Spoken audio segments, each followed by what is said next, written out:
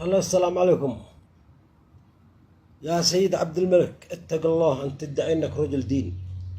أنا سندت لك سلطة وأسندت لك توجيهات.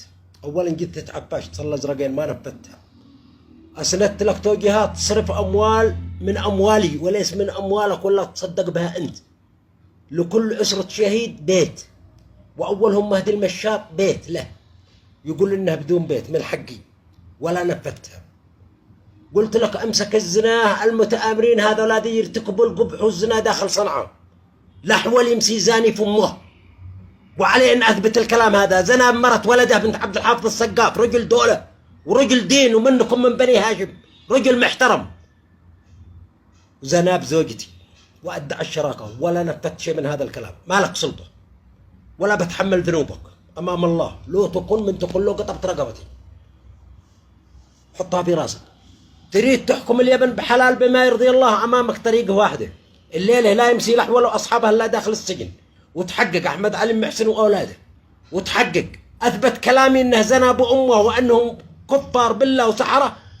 تحرق احمد علي محسن وغازي ولده، يحرقوا ببترول، طزهم بنت زوجتي وبنت عبد الحافظ السقاف، يحرق انهم في بترول، وامسك حكم اليمن حلال. ما لم اقسم بالله العظيم انك تحكمها بالزنا واللواط وانك ظالم ولا لك سلطه مني. وأشهدت الله وملائكته والشعب اليمني وجميع الأطراف السياسية أنك حاكمها بظلم بالزنا واللواط، وأنك بعيد عن الدين ولا أنت قريب منه. وقت براسي يا عبد الملك، أنا عندك داخل صنعاء سنتين. أما المعتمر والله لن أسند له السلطة ولن أسندها لغيرك. حطها في راسك. إن كنت رجل وتخاف الله تعرف أني ملك. نفذ التوجيهات، طيعوا الله ولي الأمر منكم. ما تريد الكلام هذا اتحمل في ذمتك، وسفك دماء اليمنيين، وحذر اليمنيين يبتعدوا عنك.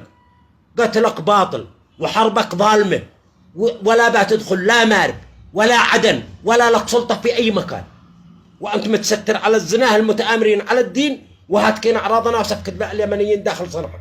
وتحياتي لك يا عبد الملك.